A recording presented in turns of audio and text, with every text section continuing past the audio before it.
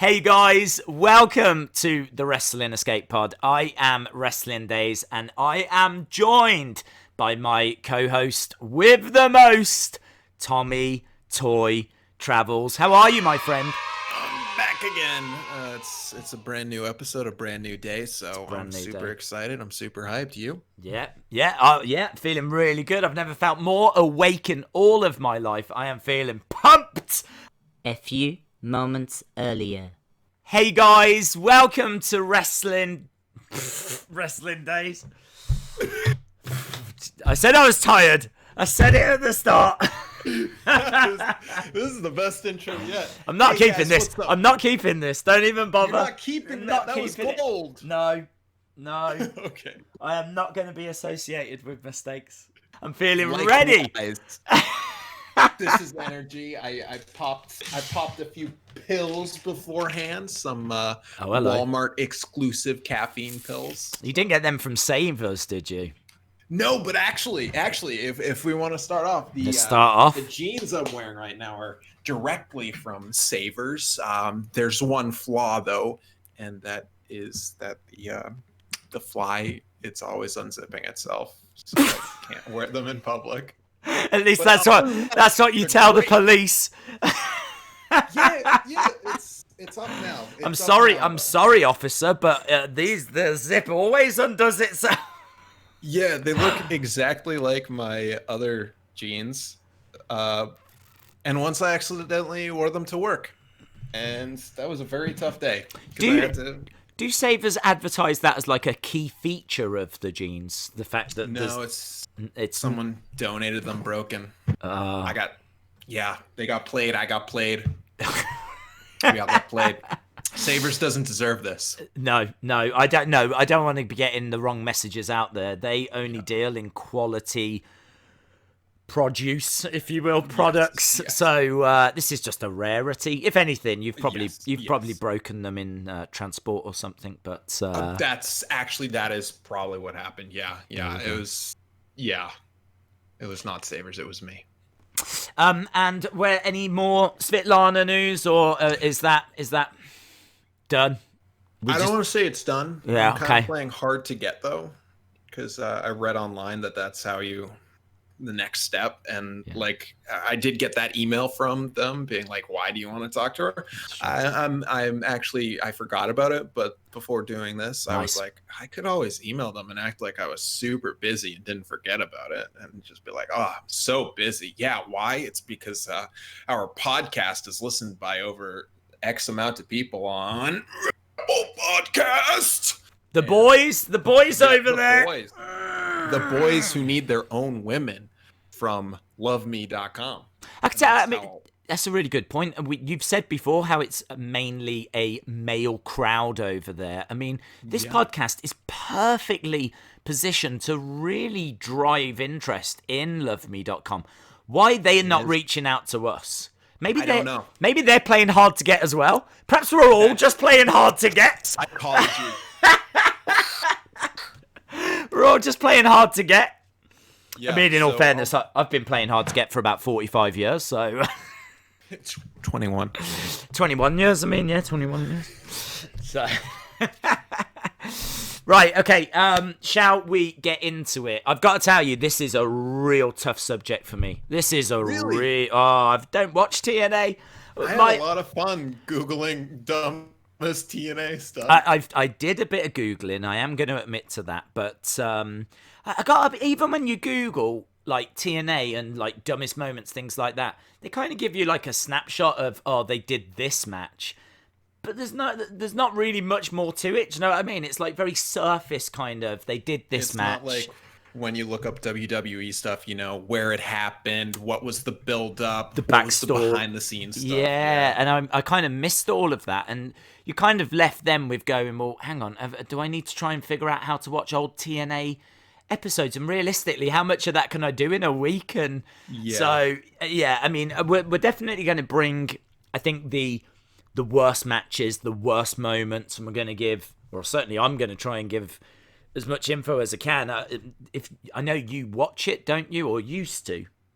No, I've seen like 3 episodes probably. Okay, brilliant. Well, here we go. We are perfectly placed then so to bring I do watch it. I Okay. am religiously watching it. Those 3 episodes. Those 3 on episodes. repeat. Yeah. I mean, we're going to try our best, right? We're going to try our best. That's what it's going to come down to. If you want a podcast that tries its hardest, this is it. It won't succeed, but it's going to try so hard. So, So a little bit of backstory with TNA then for those people watching that maybe don't know much about TNA.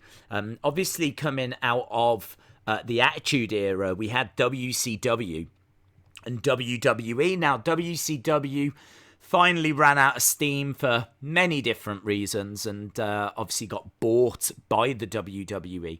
That was in 2001.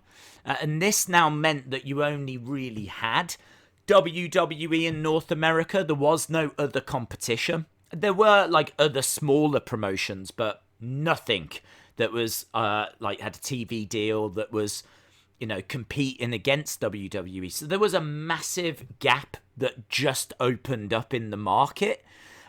Because obviously if you've got to compete against WCW, WWE, and you're going to try and be like a third brand, that's going to be really difficult to do. But when WCW went, there was this massive opportunity. And Jerry Jarrett, who was a big player in the territories, and his son Jeff Jarrett, they were the ones that tried to exploit that opportunity. And so in 2002, we got TNA. Total, non-stop action. And to be honest, I think from the start they had the 6-sided ring. Whenever I think about TNA, that's one of the first things that always comes to mind is the 6-sided ring.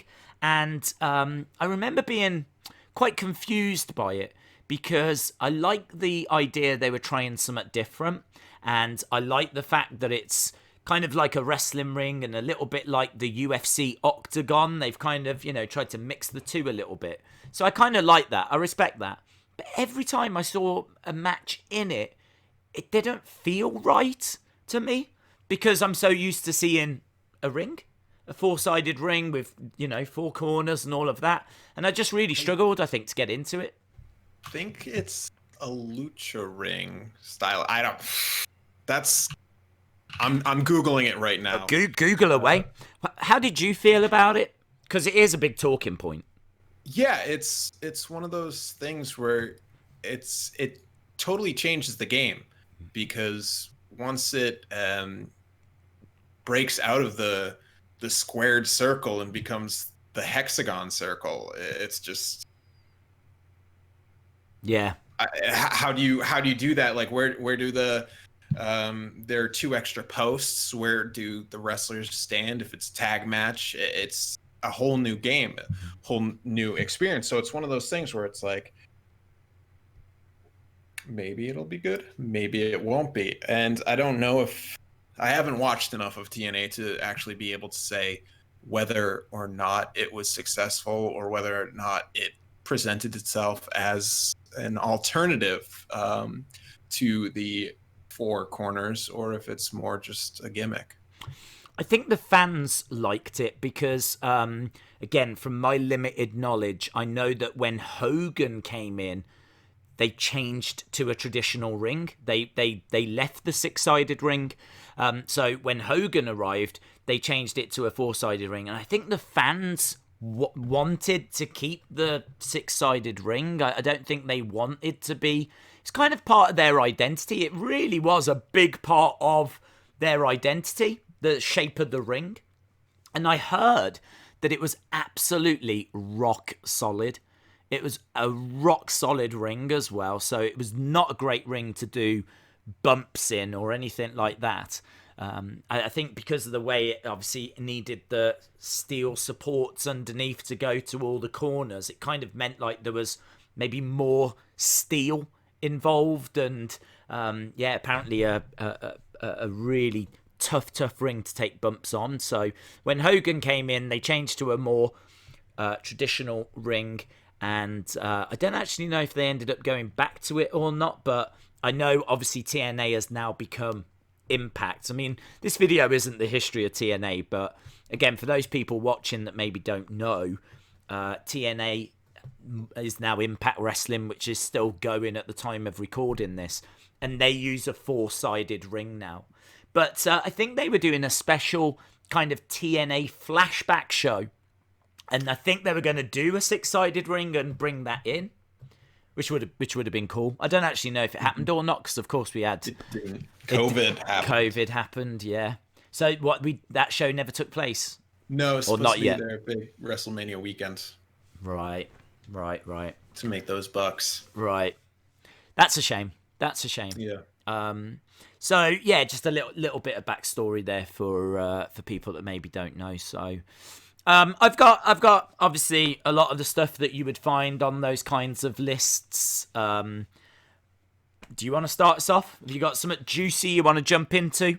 Yeah, I think we can't talk about their misguidings and mistakes and lol TNA moments without just lifting up the fact that they named their company TNA, because let's be honest, what are they, a 12-year-old boy? Yes, true. I mean, of course, officially it stands for Total Non-Stop Action, but TNA also stands for something else, and yeah, that's clearly they're playing on that. And I mean, in all fairness, they actually treated their women's division better than WWE was treating their women's division. So the irony is that even though it was called TNA, they weren't necessarily disrespecting the women the same way that WWE were, like the Knockouts division. I know was a really strong division. I mean, they had the Awesome Kong, who's an incredible competitor. And Gail Kim, yeah, of course, absolutely. I've got a match though that leads nicely into this, and I'm sure you might have this as well. Jenna versus Sharmell. I don't know if you've got. I don't have many matches. Oh, okay. This is cool. So this took place at Victory Road 2009, and it's all to do with the Main Event Mafia, I believe. Again, I don't know this from first-hand experience, but what I can tell you is I did watch this match, okay? Because it is regarded as one of, if not the worst wrestling matches ever. And I got to tell you, it is horrific. It is absolutely horrific. I don't know who this Jenna woman is. I think she's some kind of celebrity. I wasn't under the impression that either of these were trained wrestlers, if you will. Sharmell, of course, is the wife of Booker T. So I think certainly when she was competing in this match, her movements seemed to be a little crisper. But this was just botch after botch after botch. I mean, first of all, Sharmell is wrestling in a dress, right? She's wrestling in this long blue dress, and it's got feathers all at the bottom. And within the first few seconds, there's feathers that are starting to come off her dress and go all over the ring. And it's just it's very catfighty. So, there's not really many wrestling moves to speak of. And I got to tell you, I was kind of watching it, and I was like, I don't know if this is the worst match that I've seen, because Sharmell was kind of in control at the start, and I was like, it's pretty bad. The way they're going through the motions, the bumping, all that, it's not good. But I don't know if it's the worst. I'm not offended yet. And then Jenna started on the offense, and I've never seen slaps as bad as that in my life. If I tell you that it was literally I just can't. I kind of feel like the crowd were roughly where I was. We were watching it. We were bored. We wanted it to be over. And then Jenna started. And at that point, you just go, I don't even know what I'm watching now. I don't even know if this can be classed as wrestling. I don't even think this is wrestling. I don't know what this is. And just and then at one point she gets the hair extensions of Sharmell, and that becomes a big talking point in the match. And she's kind of pointing out that she's got her hair extensions. When she goes against the ropes, this Jenna girl, right? It honestly feels like if she was to put any weight on the ropes, like she would fall through or something, or like the ropes would fall down, or because when she goes through it, she kind of goes like this, just a little. You know, like when you go to the ropes, you really lean into them. She was just like, I don't even know if she touched them. Honestly don't even know if she touched the ropes. Kind of went over and went, and then went straight back, and then went back to the woo. And then we had the hair extension. It's horrific. It is horrific. On every single worst TNA moments list that I saw, this was mentioned. And everyone says it's one of the worst matches they've ever seen. So if you've never seen it, it's not long. I think including the entrances, it's 9 minutes, right? But it is bad. It really is bad. And it was on a pay-per-view. It was on a pay. It wasn't even on their weekly show. It was on a pay. You had to pay to view this. I'd want someone to pay me to never have seen it. It's bad. It's bad. It's bad. It's bad. What you got up then? What you got next? Before I lift up something, I just want to lift up my thank you for putting in the time to watch that. I know that must have been a really strenuous trial, and I just want you to know that we all support you. Thank you, my friend. For this tough time you're going through. Thank you. Watching that match. I'd like to talk about how they really squandered talent. Now, this isn't something that's just original to TNA, because we certainly have Ring of Honor with Dominic Dijakovic and Keith Lee, who they barely did anything with them, and then there's WWE with Gail Kim, but TNA had Okada, one of the greatest wrestlers of all time. Yeah. And what did they do? They had a partnership with New Japan, a partnership. Yeah. And they made Okada Okato, dressing him up like the Green Hornet sidekick from the 60s TV show, and made him a gimmick character. And he's literally nowadays the greatest wrestler. And that just hurts, because that made them lose their partnership with New Japan, because New Japan was like, what the hell are you guys doing over there? Yeah. And it was that's top tier messing up. I didn't even have that written down, to be honest, because when you kind of go through, I mean, I went through a lot of articles, a lot of YouTube videos. I really wanted to make sure that we definitely did include, like, you know, those kind of moments, but it didn't talk about their use of Okada, because it wasn't really a moment, if you will.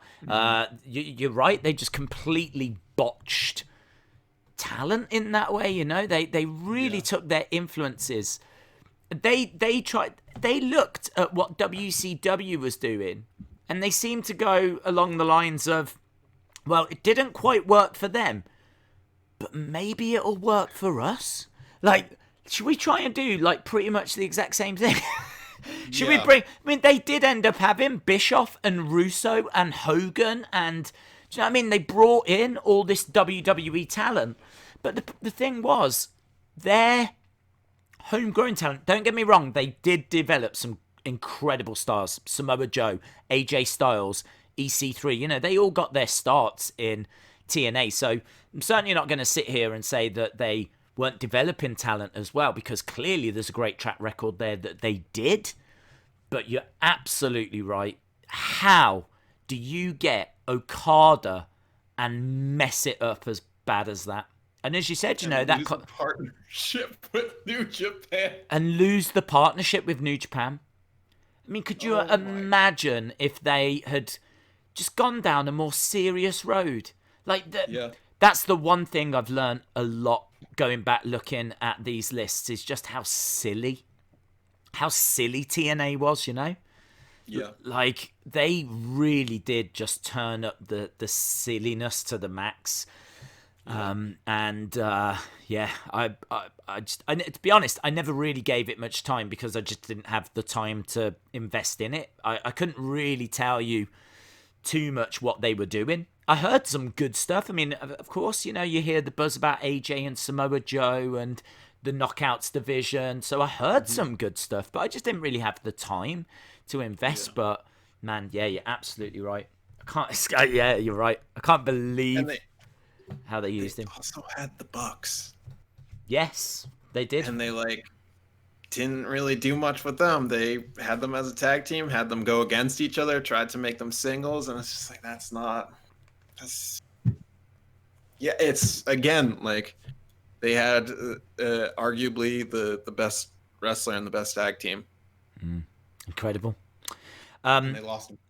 I've got one here, which is Dixie Carter pleading with Hulk Hogan not to leave. Now, we were talking about how Hulk Hogan came in and brought in some changes, but I've got to be honest, a lot of those changes, it didn't really work. It got to the point where he had an opportunity to go back to WWE. And this is staggering. I mean, I didn't even know this had happened. But on the episode, his final episode before he's about to leave, you would expect TNA to do something where he gets fired by Dixie, or he has someone in a match competing for him and that person loses and the result is he's got to leave. You'd expect them to run him down somehow, we don't need you, or you're out of here, or something along those lines. That would make sense. That's how you tend to get rid of people from your companies.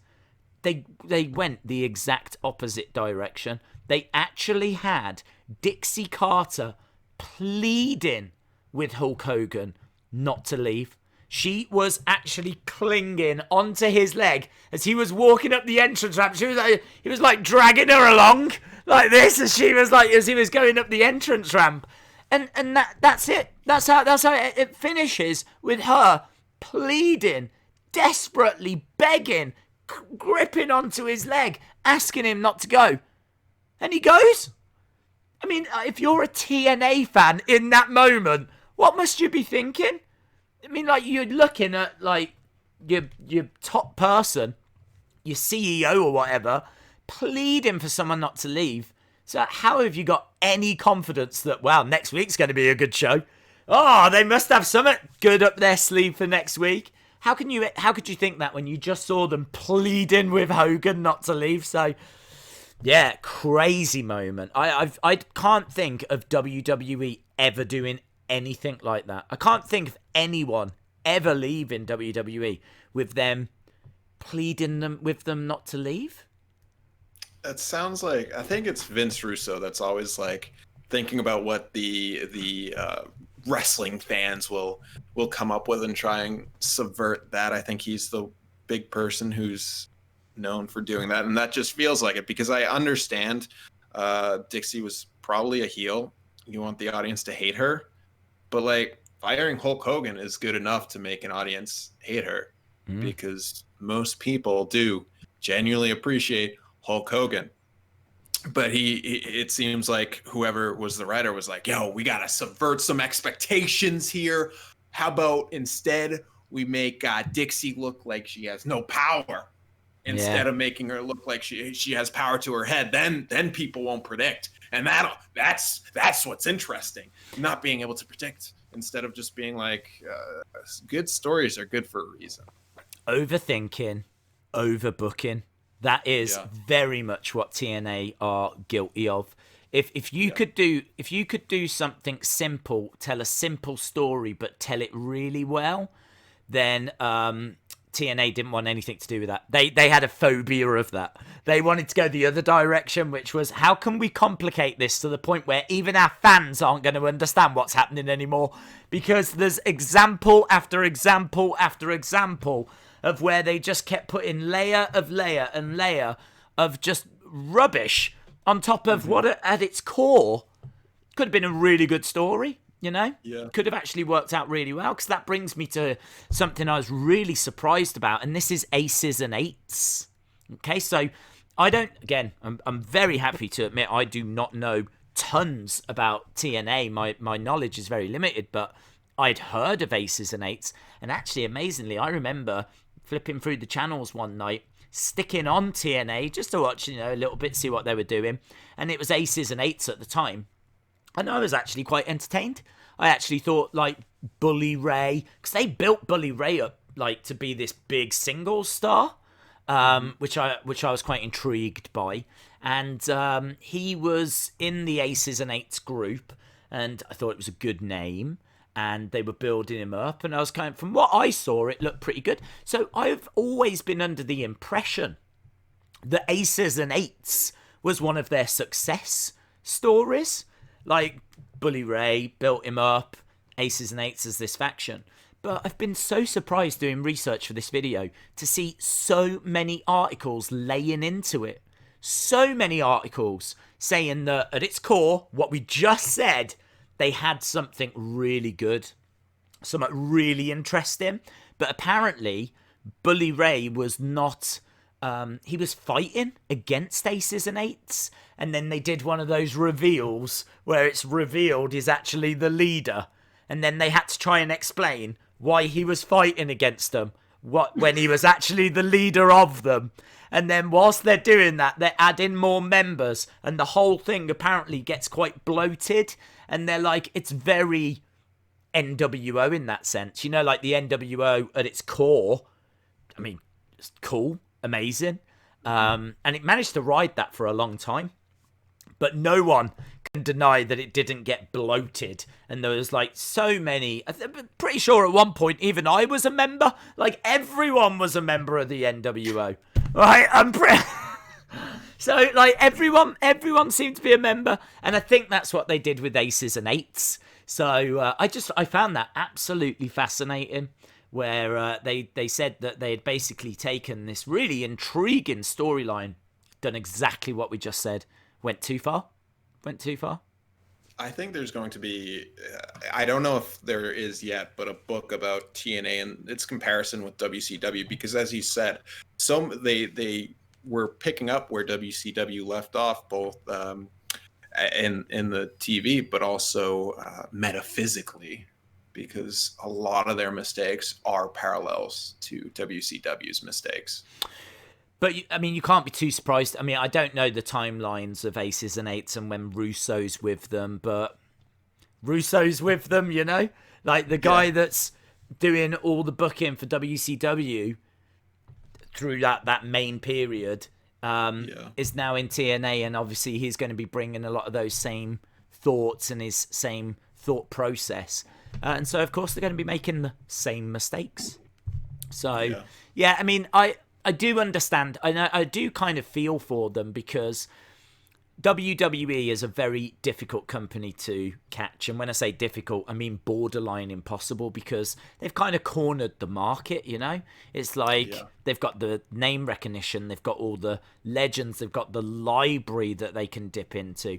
I mean, there's an example where at the time of recording this, SmackDown just had really good ratings because they promoted it as an Undertaker tribute show. Now, Undertaker wasn't on the show.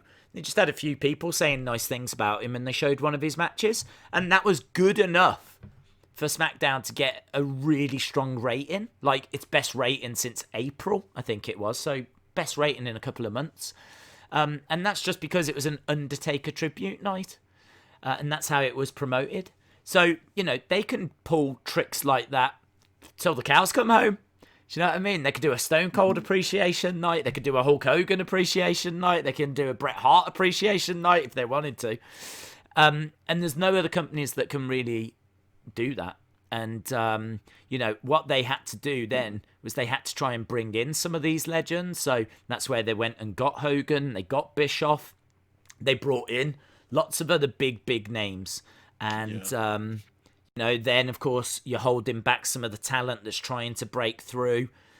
Then, not only are you bringing in these names, but they think their ideas are gold when actually their ideas are not gold.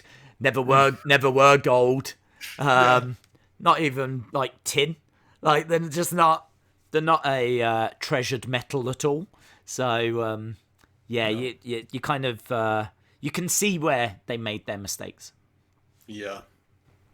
So speaking of Vince Russo, I just want to talk about 2013 Secret Vince Russo, when I think it was the television channel, whichever one it was on. They've had actually, I'll go through this right now. It started Friday afternoons on FSN, then went to late Saturday nights on Spike, then late Thursday nights on Spike, then primetime Thursday nights on Spike, then Monday nights on Spike, then Thursday nights on Spike, then Wednesday nights on Spike, then Friday nights on Destination America, then Wednesday nights on Destination America, then Tuesday nights on Pop, then Thursday nights on Pop, then Friday nights on Pursuit, and now Tuesday night on Access. Wow. How are you meant to keep up with that? How are you meant to keep up with that? People must do it because they're still on TV. Wow, yeah, true. Channel. True. They are still going, but I mean, how many times have they wobbled? Many. So in 2013, I think it was one of those channels. They told TNA, yeah, you can't have Vince Russo as a writer. So they were like, okay, yeah, we won't. So they like secretly hired him because that's what you do when the channel says don't do it. Oh. And a dirt sheet called him out and was like, yeah, he's helping write the show. And he was like, no, I'm not doing it. And TNA were like, yeah, he's not doing it. But he was doing it. Yeah, later they were like, actually, he's just helping out. He's wow. Not and he was just basically writing, and I don't know why they felt the need to bring him back. I don't know why they felt the need to go behind the requests to not include him, but it's TNA. It was Impact. Yeah, I mean, I wonder if there was something in the contract whereby if they let him go, they were going to have to pay him X amount of money. They didn't want to have to do that. I don't know. Because, yeah. I mean, I don't know. I don't think that the ratings were ever so good that it was like, we can't afford to lose this guy. This guy is keeping us going, kind of a thing. I don't think their ratings ever got to that kind of a level. Hence why they were constantly moved around. You know, changing networks and changing days, trying to find different time slots. Staggering. Yeah. I mean, they had so many great affiliations as well. If they really had got it together, they could have been a stunning promotion because they were affiliated with the NWA. They had the £10 of gold. They had those NWA championship belts. So they had, you know, a prestigious title and a lineage, if you will, to lean on. So they had that. They had that relationship with New Japan, as you said, and just imagine if that was still in place. So, and the matches that they could have generated from that. Not only did they have that, but they have shown that they can grow homegrown talent. That's what makes this so frustrating, because you look at all of that and you know that WCW had gone, and obviously we were a long way away from AEW starting. So you look at it and you just go, how did it not work? Like, I totally understand what Jerry and Jeff saw, the gap in the market, the NWA, the New Japan connections, and they messed it up. Yeah, I think it was last week that I said that I have watched some of those early pay-per-views, and they're not bad.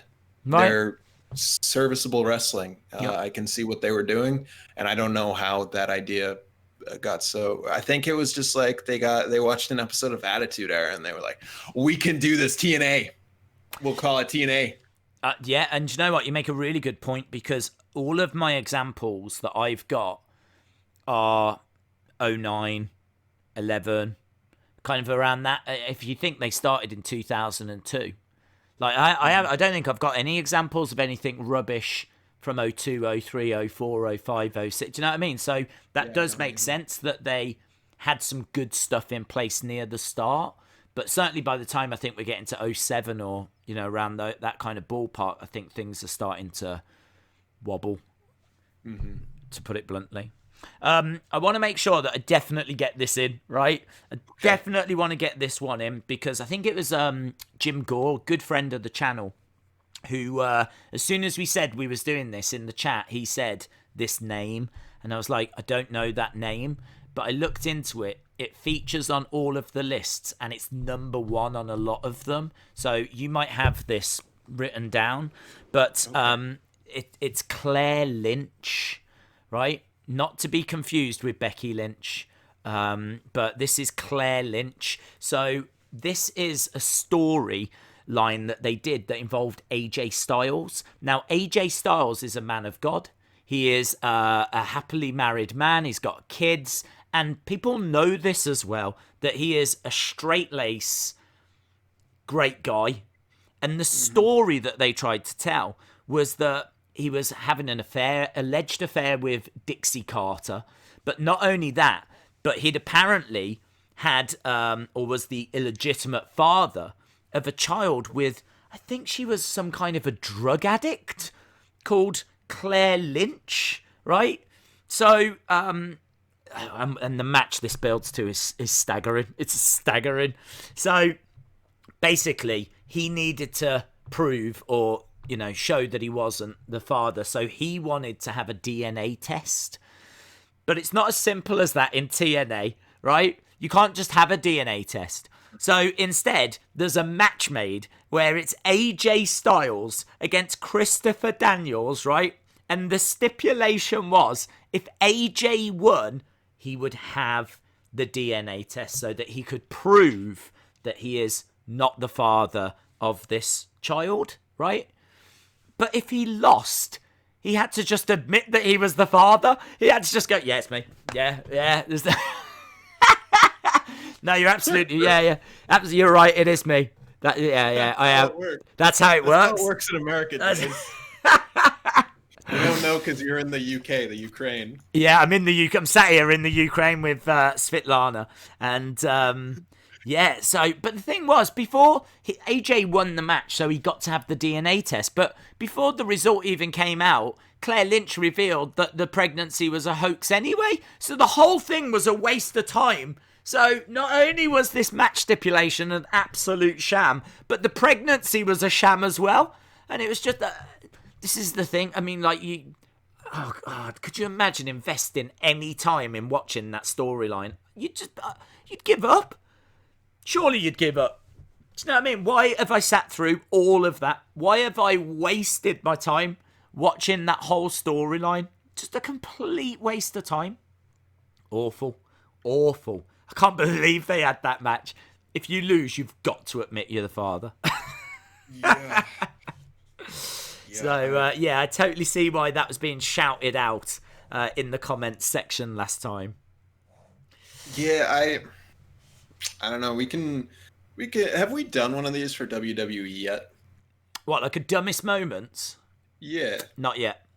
We can certainly put that up for vote. I think that would be fun for some time. Not next week, of course, because we can't have dumbest moments 2 weeks in a row. No.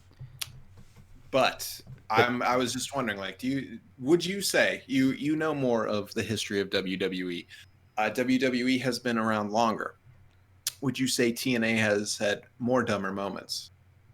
I don't know. I mean, I don't know. I could say they've had more dumber moments. I would say what they've managed to do is have some of the dumbest moments. I'd be quite happy in saying, I mean, like, if you go back through wrestling, there's dumb moments absolutely everywhere. And WWE have done some really stupid and offensive stuff as well. I'm thinking along the lines of Katie Vick and things like that. But honestly, a lot of this stuff that I've seen is absolutely right up there with some of the dumbest, stupidest things I've ever seen or heard of in wrestling. So I'm not sure that they've had. I don't know if you can compare quantity, but I think you can compare quality. The quality of these dumb moments that TNA have managed to give us in their 18-year history is staggering. Because it brings me nicely to Jeff Hardy at Victory Road, which I'm sure you've got written down. Do you want to take this one? Yeah, this is actually a match I saw before doing this podcast.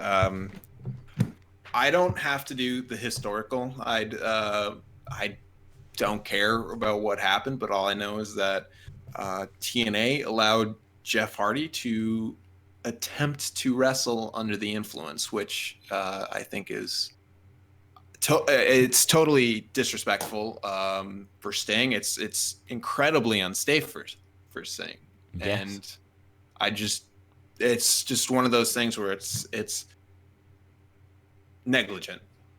It's stunning that they would feel that they had to still put him out there. I can't even work out that thought process. I genuinely can't work it out. Were they so angry at him that they thought, well, go out there and just make a fool of yourself? Like you've done this, so you can go out there and face the music. Was that the thought process? But as you said, how can you expect Sting to go out there and do anything with this guy in that state? He is gone. He is he's not just like you're looking at him thinking, is he all right? Is he no, you don't even, there's not a thought process. You look at him, he is a complete wreck.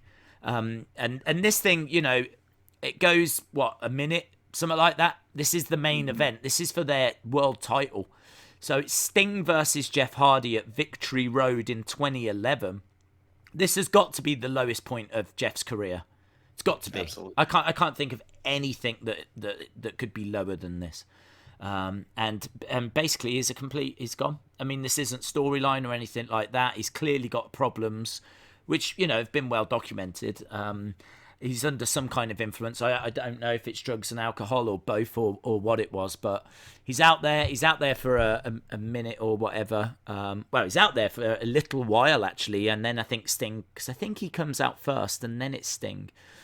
And then Sting, I think is it a Scorpion death drop or something and done. I mean, just gets the 3 and gets out of there. And Sting is so angry. It's not like a big moment of I've just won a main event. It's just it's an incredible way to end this show. It's absolutely a stunning way to end this show. But yes, you blame Jeff, but how could they let Jeff Hardy go out there in that state? How does that benefit them? How is that good PR for them? It is not. How I can't get my head around it. I don't even know where to start. I just don't know what to say. I can't either. It's just a really bad decision. It's on multiple parties. Awful decision. There's another one like that, actually. Not. It's kind of like that, but not like that.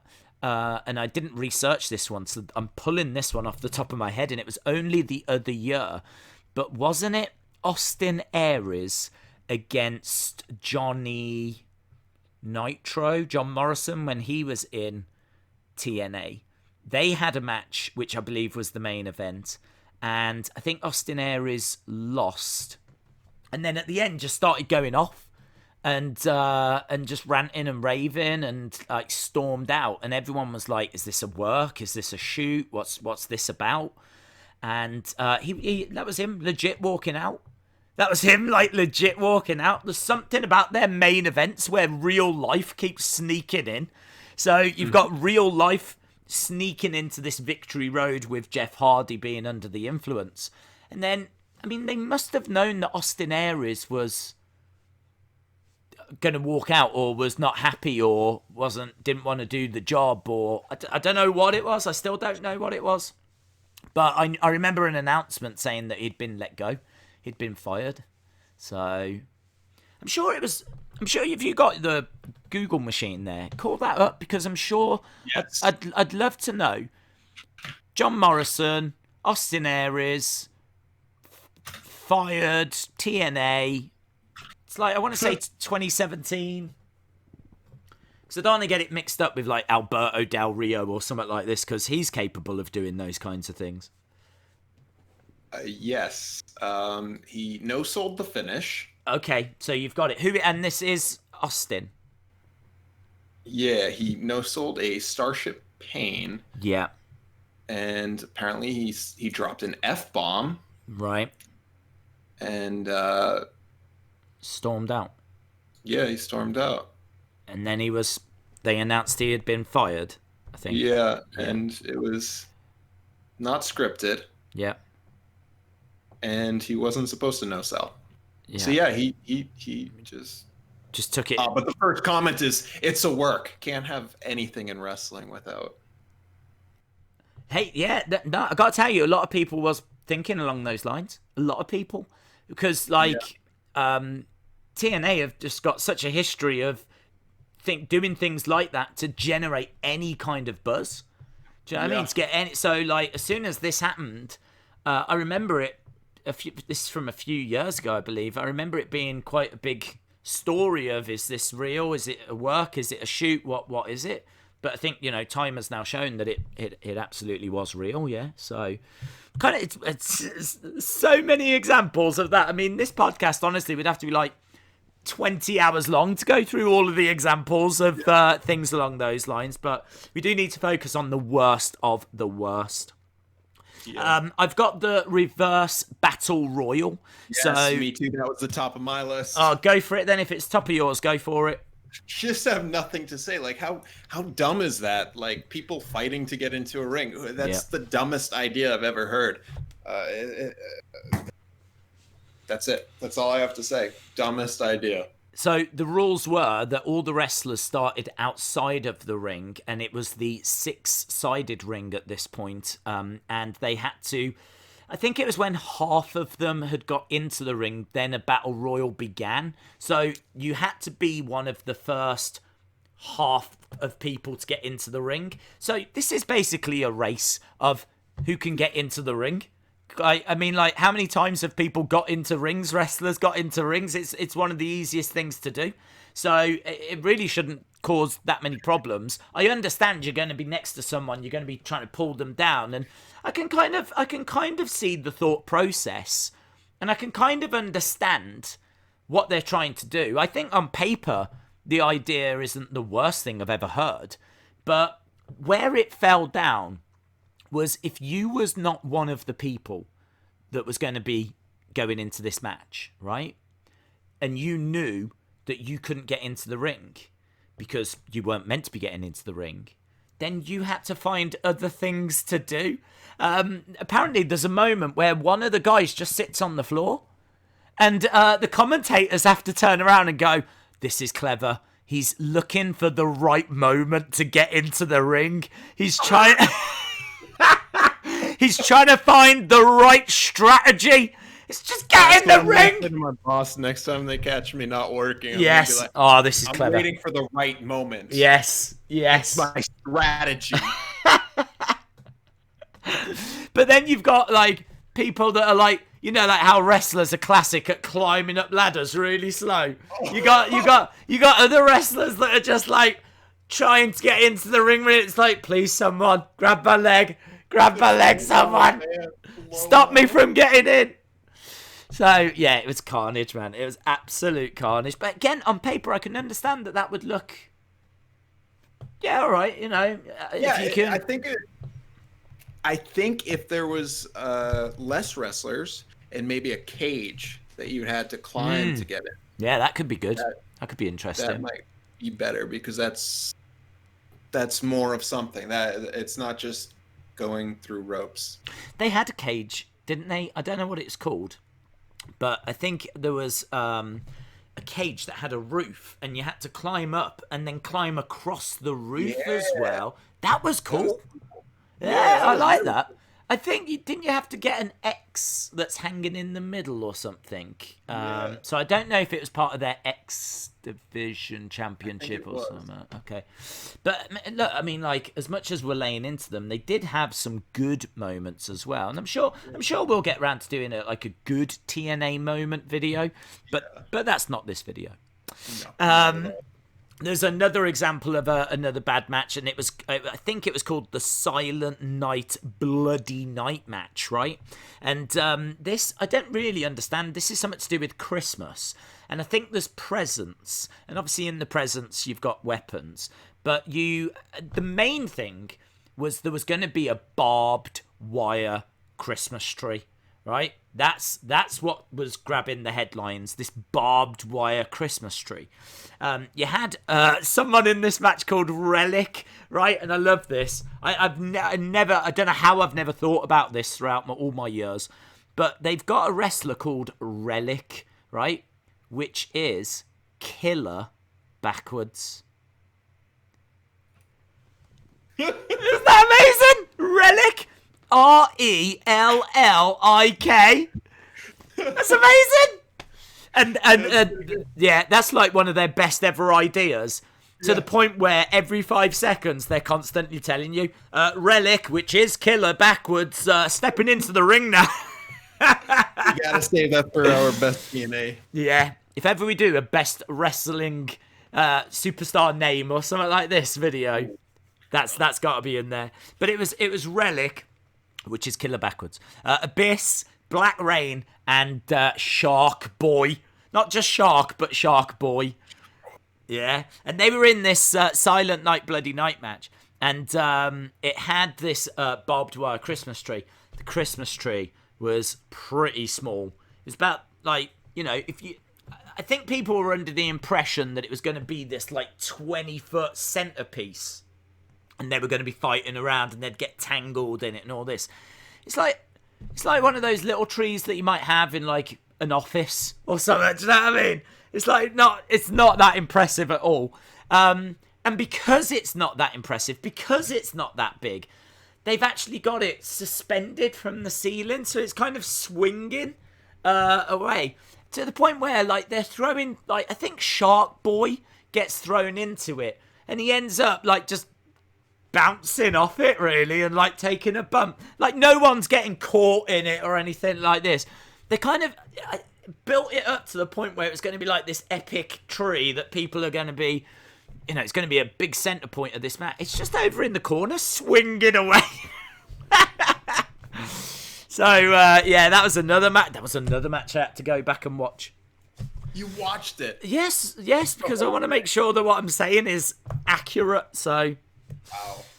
Wow. There's another one as well that was an electrified steel cage match, but the only... What are they saying? I saw that. I was like, no, thank you. Yeah, but it wasn't electrified. Oh, it wasn't? No, they said it was, but they did, like, if someone got thrown into it, then the wrestlers had to go, like, you'd shake, oh, and like they also then would have a noise. Someone must have had a button that, like that, the classic electric noises.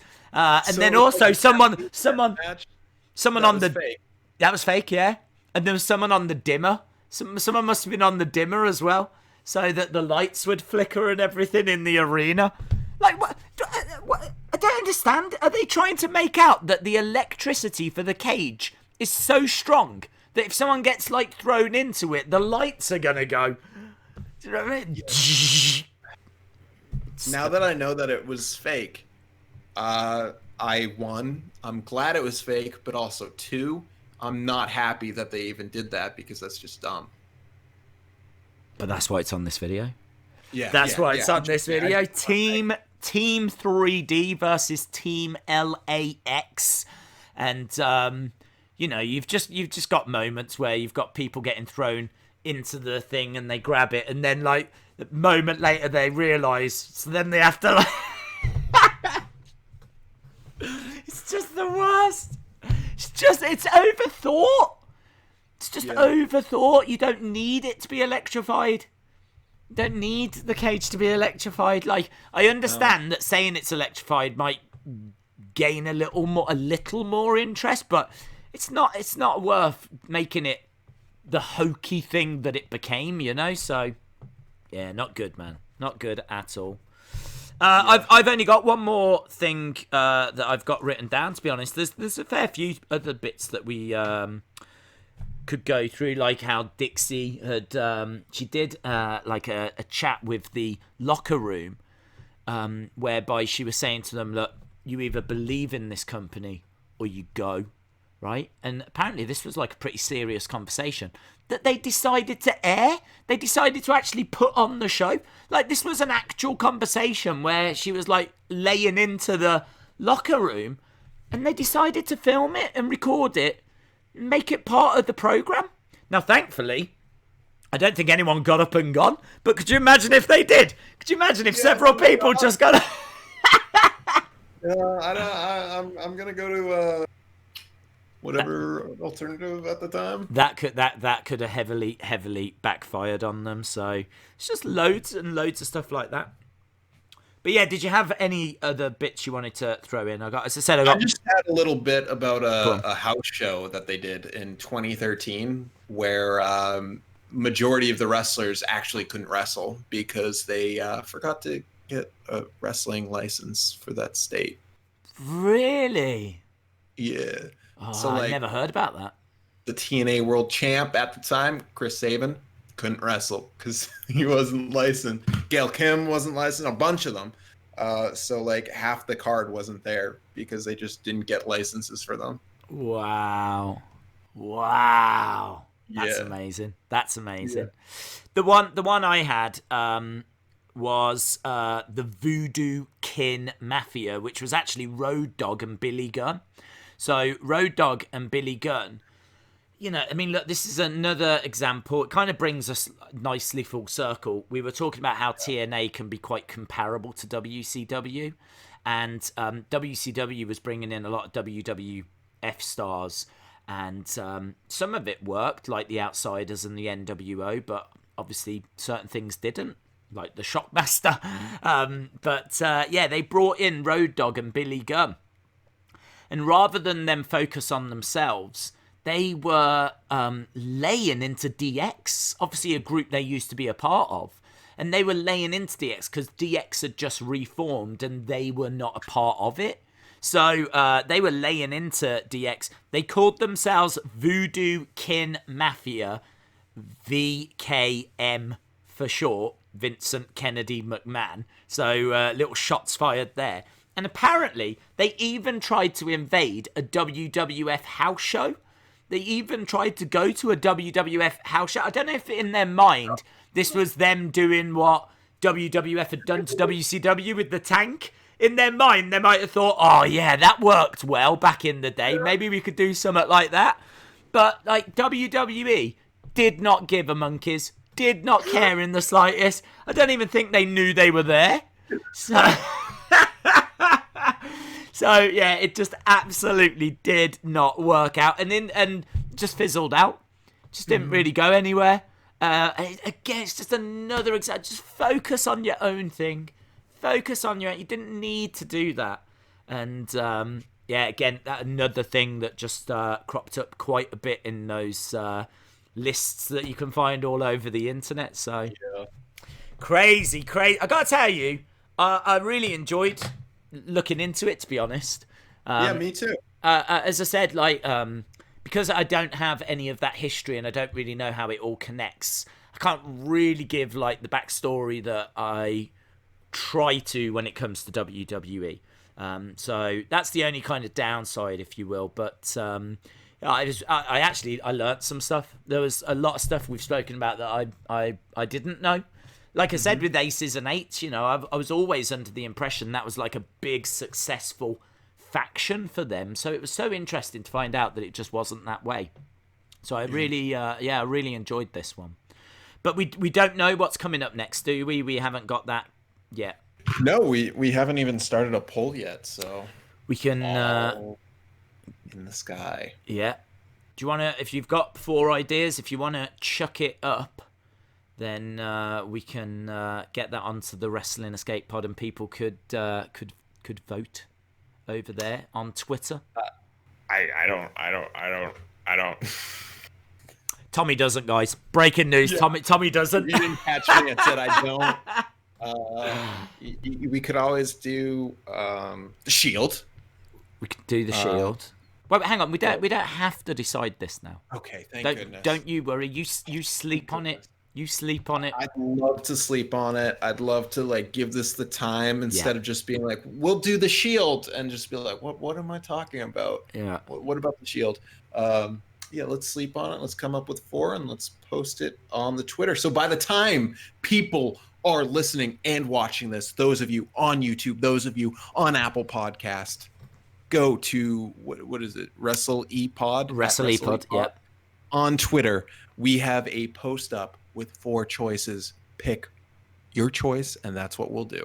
Boom. Lovely stuff. And with that, I think we're done.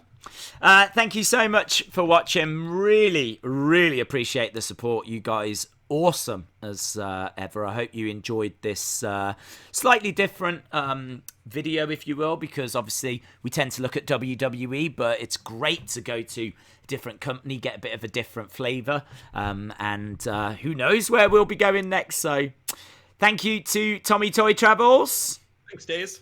Thank you to everyone that watched and listened, and hopefully see you again next time.